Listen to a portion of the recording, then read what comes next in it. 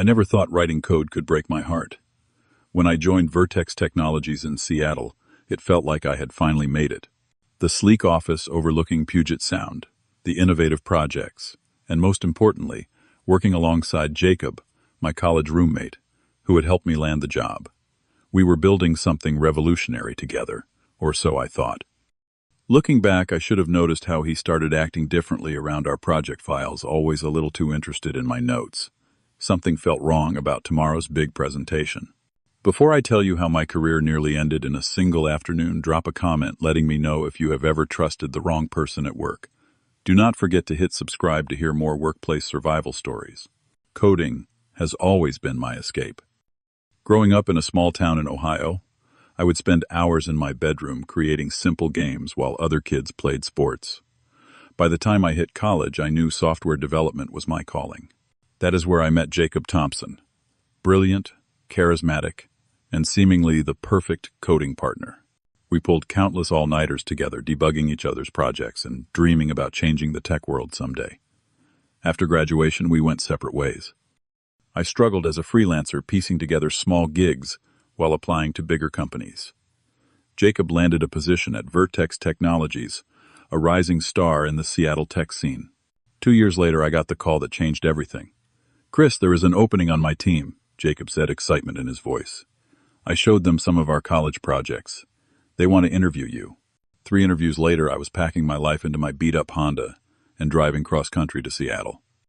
The city welcomed me with its coffee shops, mountain views, and the promise of finally putting my skills to meaningful use. Jacob helped me find an apartment just 15 minutes from the office. Everything felt perfect. My first 6 months at Vertex were everything I had hoped for. Jacob and I fell back into our old rhythm, tackling complex problems together. We complemented each other perfectly. My detailed analytical approach balanced his big-picture thinking. We celebrated small victories over beers and traded ideas on weekends. The team respected our combined output, and management took notice. Then came the opportunity that would change everything. Vertex decided to develop a new algorithmic engine that could revolutionize how medical datasets were processed. If successful, the software would cut research time for new treatments by 60%. The potential impact was enormous, both for public health and for our company's bottom line. Early estimates valued the project at over $40 million. Jacob and I were assigned as core developers along with 3 other team members. Given our history, we naturally gravitated toward collaborating closely. Late nights in the office became our norm. I created an innovative approach to the core architecture that solved persistent memory issues other attempts had faced. Jacob focused on the user interface and data visualization components. At least that is what we agreed upon. 8 weeks into development, subtle changes began. Jacob started scheduling meetings I mysteriously was not invited to. He would take pictures of my whiteboard notes after our brainstorming sessions. During team check-ins, he began using phrases like the solution I developed when discussing features we had built together. Diana Rodriguez, a perceptive data scientist on our team, was the first to notice. "Christopher, did you see how Jacob presented your recursive algorithm as his own work in the meeting?" she asked one afternoon by the coffee machine.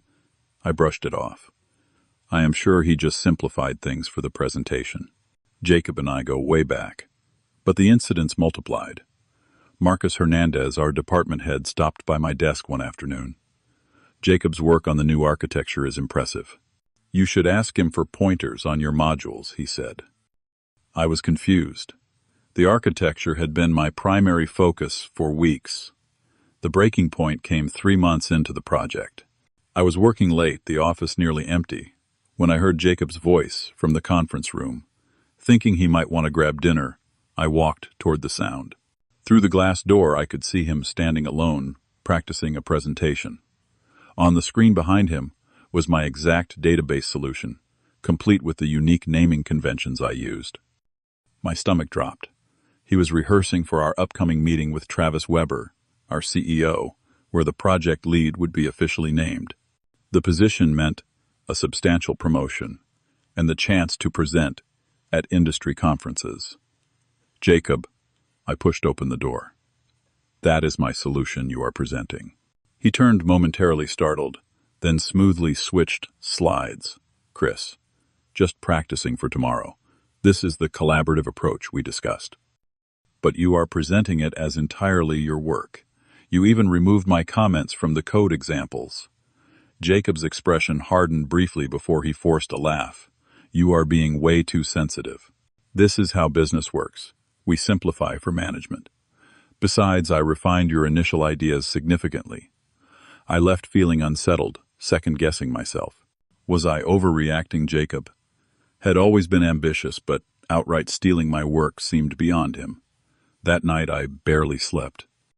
My girlfriend Allison noticed my distraction during our video call. "What is wrong?" she asked. "You have been staring at the wall for 5 minutes." I explained the situation, and her reaction was immediate. "Christopher, he is stealing your work. You need to speak up." But confronting a friend of 8 years was not so simple. What if I was misreading things? What if raising concerns damaged both our friendship and my standing at the company? I decided to watch more carefully before making accusations. The next few weeks confirmed my worst fears. Jacob systematically distanced me from our shared work, while appropriating my contributions. My access to certain project repositories was suddenly restricted due to security protocol updates. Team emails stopped including me on critical decisions. In meetings, Jacob would speak over me. When I tried to explain my components, I started documenting everything. I saved emails showing my original proposals. I kept logs of commit timestamps, proving when I had added key features to the codebase. I even recorded a video walking through my development process for the most innovative parts of the system. If confrontation became necessary, I needed irrefutable proof. Diana became an unexpected ally. "He is doing this systematically," she told me during lunch. "He told Marcus yesterday that you have been struggling to keep up with the project demands. He suggested reassigning some of your tasks to him." My blood ran cold. Jacob was not just stealing my work, he was actively undermining my position. That afternoon, I requested a private meeting with him, hoping a direct conversation might resolve things. We met in a small conference room away from the team. "Jacob, we need to talk about credit for the project components." I started trying to keep my voice steady.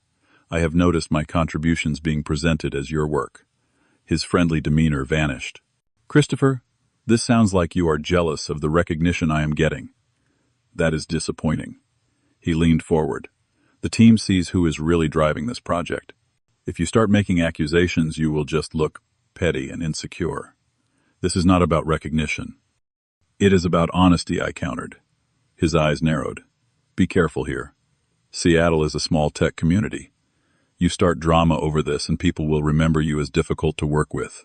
Is that the reputation you want after I helped you get this job?" The threat was clear. Jacob had been at Vertex longer, had stronger relationships with management, and knew how to control the narrative. I left that meeting shaking with anger and fear. The situation began affecting every aspect of my life. Sleep became elusive as conversations with Jacob played on repeat in my mind. My apartment, once a place of creativity and relaxation, felt like a prison of anxious thoughts. I stopped calling family back home, unable to explain what was happening without sounding like a failure. Allison became increasingly concerned as our conversations grew shorter, my responses more distracted. "You need to fight for yourself," she insisted during one call. "This is your career, your creation. No friendship is worth letting someone take that from you." She was right, but the stakes felt overwhelming. If I fought back and lost, I might need to leave not just Vertex, but possibly Seattle altogether. Starting over again terrified me. Meanwhile, Jacob's campaign continued. I overheard colleagues discussing how I seemed checked out of the project. Someone mentioned Jacob had told them I was going through personal issues affecting my work quality. In team meetings, my ideas were increasingly met with skepticism, while Jacob's suggestions, often rephrased versions of concepts I had shared with him privately, received enthusiastic support. Diana brought me coffee one morning and placed a flash drive on my desk. "You should see this," she whispered. The drive contained emails Jacob had sent to Marcus and other team leads. In them, he subtly discredited my technical decisions while positioning himself as someone helping to correct the architectural issues. Most damning was an email suggesting I be removed from the final presentation to investors to ensure clarity and cohesion. That night, I paced my apartment until dawn. What had started as a dream job had become a nightmare of betrayal and manipulation. The project I had poured my heart into was being stolen piece by piece. Worse, my professional reputation, the only thing truly valuable in this industry, was being systematically undermined. I called my dad something I rarely did with problems. "Son," he said, after listening patiently, "I cannot tell you what to do, but ask yourself this. 20 years from now, will you regret standing up for yourself or staying silent?" His question crystallized everything.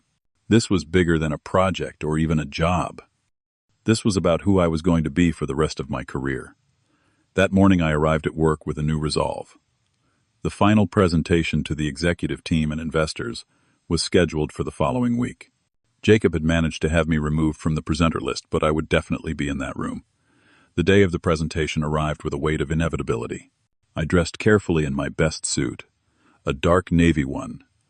Allison had helped me pick out when I first moved to Seattle. The Vertex conference room slowly filled with executives, board members, and potential investors. Travis Weber, our silver-haired CEO known for his technical background and no-nonsense approach, sat at the center of the table. Jacob arrived last, perfectly timed to make an entrance. He nodded confidently to everyone, barely glancing my way.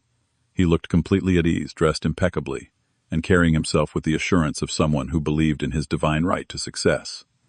The man who had once shared ramen with me during broke college days now seemed like a stranger. Marcus introduced Jacob as the innovative mind behind our breakthrough technology. Each word felt like a physical blow. I sat rigid in my chair, laptop open with evidence ready, uncertain if I would find the courage to use it. Jacob began his presentation with practiced charm. Slide after slide appeared on the screen. My architecture, my algorithms, my solutions to problems I had spent countless late nights solving. He used my exact diagrams, only with his name now in the footer. He demonstrated the system with flourishes, claiming credit for features I had painstakingly debugged. "The real innovation," Jacob said, pointing to a particularly complex visualization of medical data patterns, "is the underlying recursive algorithm I developed that allows real-time processing without memory degradation." That algorithm had come to me during a weekend hike at Mount Rainier, the solution appearing so clearly in my mind that I had rushed back to my apartment to code it before even changing my muddy boots. I had excitedly shared the breakthrough with Jacob over beer that evening. Something broke inside me. The room seemed to warp, voices becoming distant as blood rushed in my ears. My hands began to shake.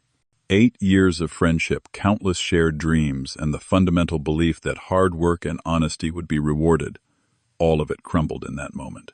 Diana caught my eye from across the table and gave me the slightest nod. It was now or never.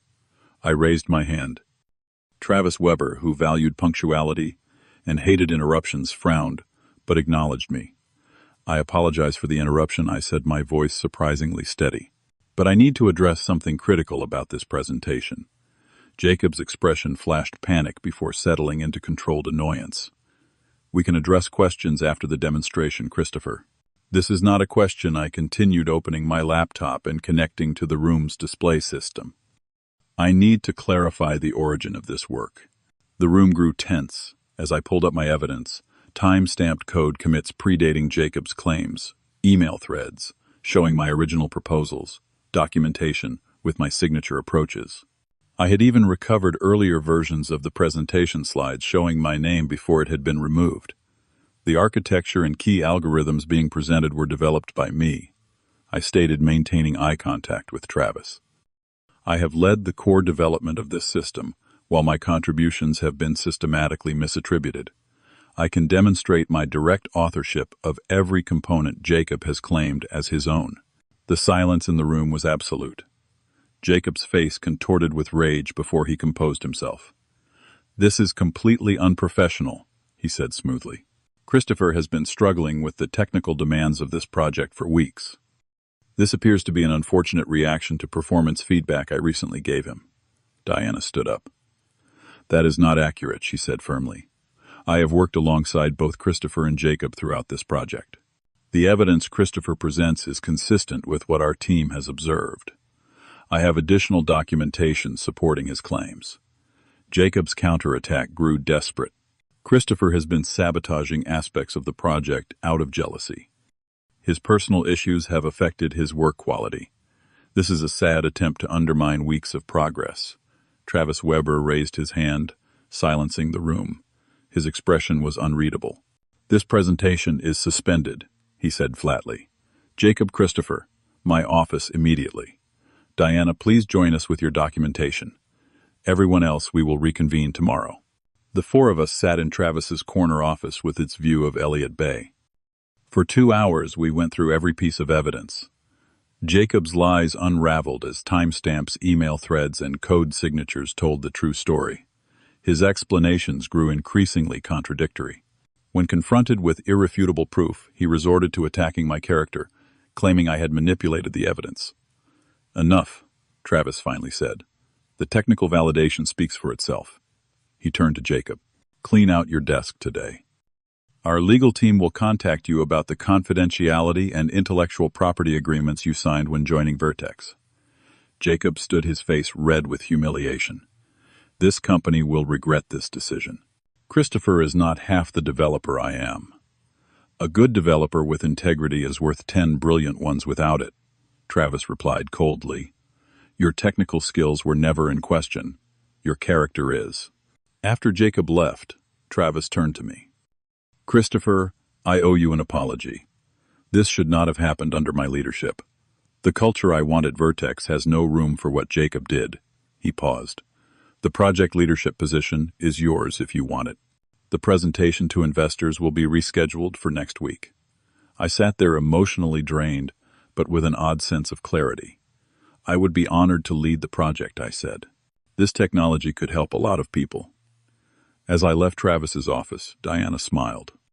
"That took serious courage. I almost did not do it," I admitted. "But you did," she said. "That is what matters." The weeks following Jacob's departure were challenging in different ways. I had won the battle, but still felt the wounds of betrayal. Trust does not rebuild itself overnight, especially when violated by someone you considered family. I approached my new leadership role with a mixture of pride and caution, constantly fighting the urge to check over my shoulder. The team dynamics shifted gradually. Some colleagues who had aligned themselves with Jacob were initially cold, questioning my decisions with thinly veiled skepticism. Others seemed eager to distance themselves from any association with the previous leadership. Diana remained a steadfast ally, helping me navigate the political aftermath while we refocused on the project goals. I scheduled individual meetings with each team member. "I want us to start fresh," I told them. "Past allegiances do not matter to me. What matters is that we build something meaningful together with everyone's contributions recognized." Rebuilding my personal life took longer. Allison had stood by me throughout the ordeal, but I had been absent. Even when physically present, my mind constantly occupied with workplace drama. One weekend, we took a trip to Olympic National Park, deliberately leaving our phones in the car. "I miss you," she said as we hiked along a misty trail. "Even when you are right beside me, part of you has been stuck in that office for months." "I know," I admitted. "I have been trying to prove something, maybe to myself more than anyone." "You already proved it," she replied. "Now, maybe you can remember who Christopher is beyond his code." She was right. I had allowed Jacob's betrayal to consume me, to make me question not just my professional judgment but my worth as a person. The wilderness surrounding us, ancient trees that had weathered centuries of storms, put my few months of turmoil into perspective. At work, I implemented changes to ensure what happened to me could not easily happen to others. We created a transparent attribution system for all code contributions. Team meetings began with recognition of individual achievements. I insisted on clear documentation of decision-making processes. Travis supported these initiatives enthusiastically. "What you experienced reflects a failure of our company culture," he said. "Your response is making us stronger." The medical data project progressed rapidly under my leadership. My presentation to investors was met with enthusiasm and secured full funding. 6 months later, we released the first version to select research hospitals. The feedback was beyond our expectations. Research teams reported cutting months off their analysis timelines. Throughout this period, I gradually processed my feelings about Jacob. The anger evolved into something more complex. Sadness for what could have been confusion about whether our friendship had ever been real, and eventually a strange gratitude for the harsh lesson in workplace politics. I learned that technical skills alone are insufficient. Awareness of human dynamics is equally crucial in navigating a career. Occasionally, I would hear about Jacob through industry channels. He had landed at a competitor but struggled to advance. Reputation travels fast in tech circles, and his actions at Vertex had not remained secret. While I took no pleasure in his difficulties, I recognized the natural consequences of broken trust. Diana eventually became the project's co-lead, as we expanded our team. "You know what the difference is between you and Jacob?" she asked me one day. "You actually care about the work itself, not just what it can do for you." Her observation helped me understand something fundamental. Success built through manipulation is inherently unstable, a house of cards waiting to collapse. True achievement comes from genuine contribution and integrity. Jacob had chosen a shortcut that ultimately led nowhere. My dad visited Seattle a year after the incident. Looking out at the city from my new apartment, "A significant upgrade from my first place," he asked. "Do you ever regret standing up for yourself that day?" "Not for a second," I replied. It was never really about the promotion or recognition. It was about being able to look at myself in the mirror every morning. He nodded, understanding exactly what I meant. The project eventually won industry recognition, was adopted by dozens of research institutions, and led to several medical breakthroughs that might otherwise have taken years longer. Each success reinforced the lesson I had learned through pain. Your work matters, but how you conduct yourself while doing it matters more. I still love coding as much as I did in that childhood bedroom in Ohio. The difference is that now I understand the human systems surrounding the technical ones. How trust operates, how credit should be attributed, how to protect yourself without becoming paranoid. These lessons were expensive but invaluable. Looking back, I see that day in the conference room as the moment I truly became not just a developer but a professional, someone who understands that expertise is about more than technical knowledge. It includes the courage to stand for what is right, even when standing alone. Have you ever had to stand up against someone who wronged you? How did you find the courage, and what did you learn from the experience?